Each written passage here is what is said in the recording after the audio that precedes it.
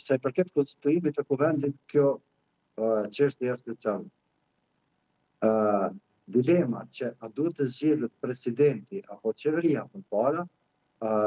presidentit, natyrisht që kur kemi të bëjmë me afatet, kemi një afat 60 ditësh për zgjedhjen e presidentit, domethënë nga momenti i konstituimit të kuvendit,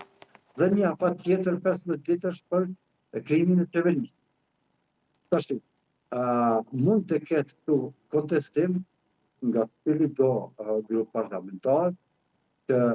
mund të bëjë vonesa nëse i adresohen gjykatës kushtetuese, të pozojnë që formohet kuvendi, më pastaj qeveria, dhe në ndërkohë mund të partitë politike parlamentare mund ta kontestojnë formimin e qeverisë për shkak se sipas pretendimeve supozojmë që ata konsiderojnë që duhet të zgjedhet presidenti fillimisht me pastaj qeveria, natyrisht se kjo merr kohë dhe gjykata kushtetuese ka kohën e vet për të trajtuar ankesën e cila i adresohet gjykatës kushtetuese. Dhe në rrethana të tilla natyrisht se gjykata kushtetuese për shkak të rëndësisë të peshës së madhe dhe trajtimit emergjent të ankesës, sipas praktikave që kemi parë në kalume, në situata të tilla nuk ka marrë kohë më shumë se 30 ditë apo maksimumi 40 ditë, ku ka ardhur me një aktgjykim në një sqarim sa i përket ankesës e adresuar në gjykatë, natyrisht nëse e ka marrë si të pranueshme ankesën e cila është adresuar në gjykatën kushtetuese. Vetëm në këtë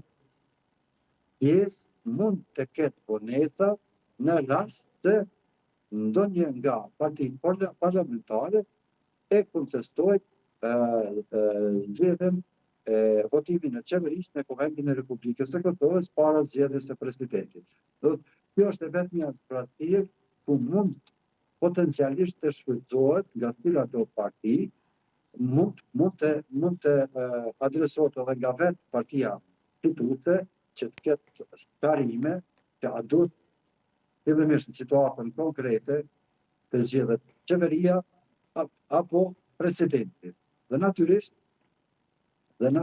brenda kësaj pikpyetje gjithmonë ekziston mundësia që njëra nga partitë politike të adresojë këtë çështje në gjykatën kushtetuese dhe përfundimisht të sqarohet edhe këtë çështje. Mirë, po konsideroj që do të ishte panevojshme dhe çdo vonesë, jam i sigurt që edhe partitë politike dhe liderët e partive politike janë të vetëdijshëm se çdo vonim i krijimit të institucioneve të Kosovës është faturë e rënd e humbjeve të fondeve të cilat vijnë nga Bashkimi Evropian për shkak të mosarritjes së funksionimit të institucioneve dhe mosarritjes së realizimit të objektivave të Kosovës në rrugtimin e saj drejt Bashkimit Evropian. Do të thotë, përpost që është një faturë cilën e paguajmë ne si vend, mirë po është edhe faturë tjetër sepse kur nuk ke institucione të konstituara, natyrisht se efekti është domino, fillon nga qeveria, nga presidenti deri te qytetari.